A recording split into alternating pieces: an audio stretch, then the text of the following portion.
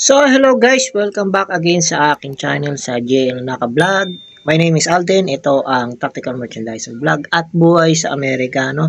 So, babalikan lang natin. May nag-comment kasi sa atin dito sa ano ba ang pinagkaiba ng Tactical Commando tsaka na Tactical Merchandiser, no? So, ang comment niya is, number 1 is, bawal po ba display ng items ng Tactical Commando, no? Kung makikita nyo. And then, meron pang isa, sabi niya, Kuya, ano po ba ang ginagawa ng Tactical Merchandiser? So, sasagutin natin yan. Pero, at meron pang isa, wala po bang benefits ang Tactical Merchandiser, no? So, yan ay babalikan natin. Pero habang pinapaliwanag natin to ay nagluluto po tayo, no? So, makikita nyo, yan the next video. So, intro muna tayo. Clear out.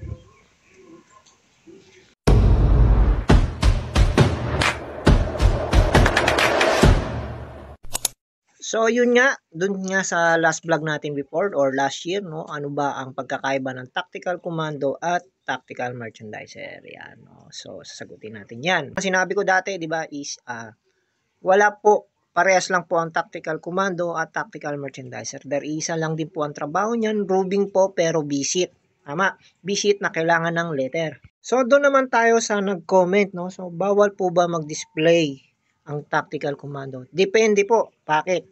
Kasi, kung hindi ka naka-visit, hindi ka talaga pwede mag-display. As long as pag naka-visit ka, pwede kang gumalaw ng sarili mong produkto. Pero hindi ka pwedeng gumalaw ng ibang produkto ng competitor mo o ibang kumpanya. Bawal po yun. No? Kasi depende. Pag sinabi naman sa iba, kahit naka-visit ka, ang sinasabi naman dyan is, sir, bawal kayo humawak kasi visit lang po kayo. Ayan. So, depende po yan sa supervisor. As long as kung may dicer ka, hindi ka pwedeng humawak, visit ka. O, diba? Kunyari, isa kang komando o as in tactical visor, no? FS o tactical FS, field merchandiser, supervisor, no? Ganun lang yun. Ang sinasabi, pag may dicer ka, dicer mo ang gagawa. Pero pag wala kang dicer, tapos visit ka, pwede kang humawak. Depende po yan. Yeah. No? Kung may dicer ka, pwede ka ring humawak kahit may dicer ka. No? Kung halimbawa may visit kayo from company mo, no? Mga big boss, ahente, pwede kang humawak kahit ahente din yan, nagbi-visit din yan. Minsan, di ba? So, ayan. O kaya naman may advice si ahente na may mga client na iba no manggagaling o kunyari manggagaling sa ibang bansa, company, 'di ba? Example like dati before example ko lang GSK, no? Nasabihan ako na hindi ka pwedeng humawak sir kasi may dicer ka. Pero kinabukasan nung nag-day off si dicer at wala ako, pwede akong humawak. Nakiusap. So dadain naman siya sa pakiusap, no? So sir, baka pwede naman po o ma'am na pwede akong humawak ng produkto kasi may visit. Pwede mong ipaalam yon, no? Pero pag wala ka talagang letter at hindi ka visit, pumasok ka lang ng customer entrance, hindi ka talaga pwedeng humawak ng produkto. Kasi kung kilala kang bilang isang komando, no? Kasi kung gusto mo ring humawak ng produkto at makatulong ka sa company mo at magawa mo yung trabaho mo, mag-employees entrance ka. So yan. So doon tayo sa luto. Luto naman tayo, yan. Next naman tayo sa nagtanong.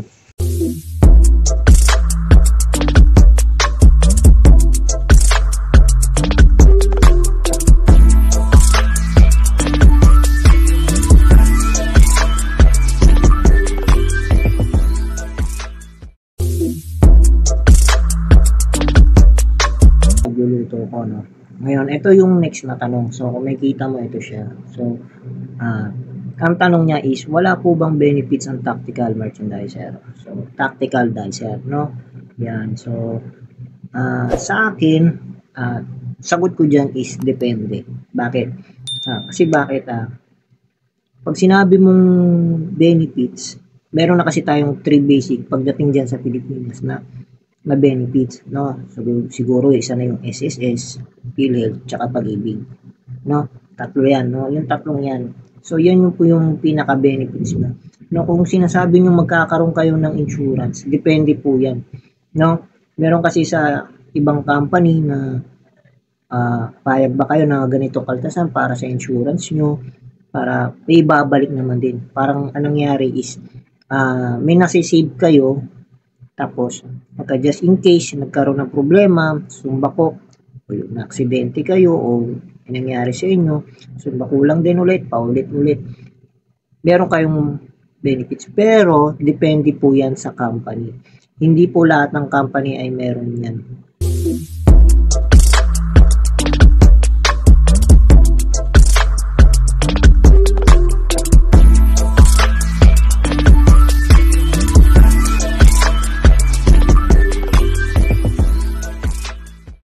Kung sinasabi mo naman sa benefits, yung sinasabi naman natin na meron tayong meal, depende rin po yan. Kung may free meal ka, pang lunch pwede, 50 allowance, plus yung transpo, kung tactical merchandiser ka, kung may motor ka, kung ano yung including ng transpo mo, yun lang din ang ilalagay mo, no? Depende yan kung anong allocation ng transpo mo. Kung sinasabi mong benefits na ganun, no? Pero kasi sa 3 basic na benefits, pagdating dyan sa Pilipinas, meron tayong SSS, PhilHealth at Pag-ibig, no? Kung sa benefits at insurance, siguro depende yan. Kung meron kayong bawa, kung tumagal kayo ng 10 years, 15 years, may agency na pag-aaralin yung mga anak nyo.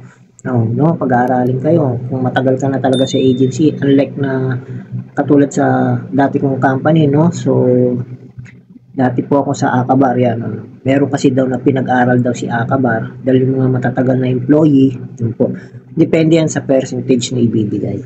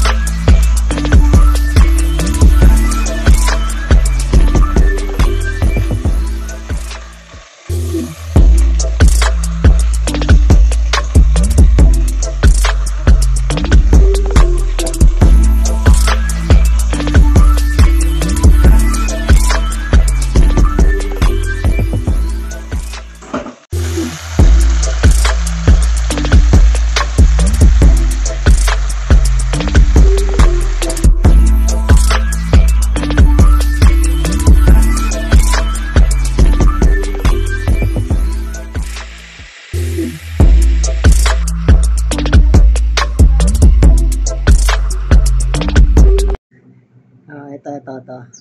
Yan. Ito yung last nag-request siya sa akin. Sabi niya kasi sa akin, no? So shoutout po sa iyo, sir. So salamat, no?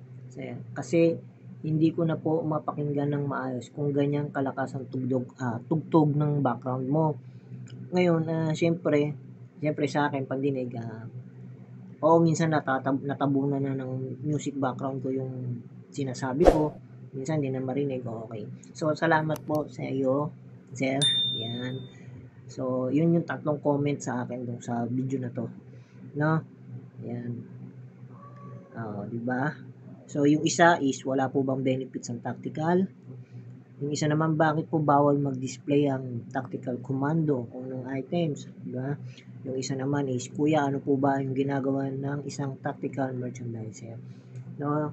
Yan. So, ito naman, isa, nice job host, Sir Sularia, Lakwatserong Guro.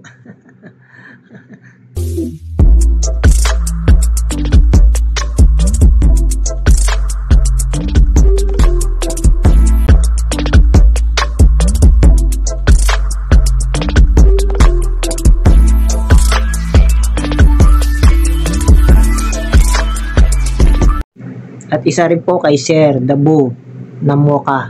Yan, Dabu Naka. Yan, o. Sige, shoutout po sa inyo. Salamat po sa pag-comment and pakikinig sa aking video. So, dun sa dalawang nag-comment sa akin na wala pa po bang benefits ang tactical merchandiser at saka yung bawal po ba. So, shoutout sa inyo. So, God bless. So, thank you. So, sana nakapagbigay ako ng konting alam ulit at nakapag-share po ako. So, huwag niyo pong kalimutan mag-share, like, and comment sa akin kasi importante po sa akin. No, kasi konti na lang ang hahabulin ko sana ma-monetize. Grabe. No, ang tagal na. So, magto 2 years na pero hindi pa rin tayo monetize. Talagang tiyagaan lang. No, kumbaga sa tactical, tiyagaan lang. Kung gusto mo talaga ng trabaho, walang problema. Diba? Kailangan mo lang magsipag. Huwag ka lang tatamarin. Ayun pala, kung makikita nyo, nagluluto ko no, ginisang cabbage, no, tsaka pritong ano yun, pritong egg rolls, no, so pinaluto ko ng nanay ko. So habang nagbo-vlog ako, yan, ginagawa ko rin tong video na to, tapos may mga pasulpot-sulpot na katulad na itong ginagawa kong video, no. So yun lang, kung makikita mo, dito buhay ko sa Amerika, simple lang. Kung ano yung nasa Pilipinas ako, kung ano yung trabaho ko, yun din yung ginawa ko rin dito kasi para at least meron akong may magawa kaysa wala akong gagawin. Siyempre, alam mo naman, kailangan sa pamilya. Hindi kailangan vlog lang, kailangan din magtrabaho din tayo. No? So, yun lang ang mapapayo ko. Sipag, tiyaga, katulad ng ginagawa ko sa video na to, kahit hindi pa tayo monetize. Sana patuloy niyo pa rin ako supportahan. At maraming salamat sa nag-comment. Shoutout sa inyo. Lalo na kay Sir. Yeah. So, don't forget to like and subscribe. Share ng aking video. Click the notification bell and para nakasunod na kayo sa video. So, peace out. Thank you. God bless. Heart.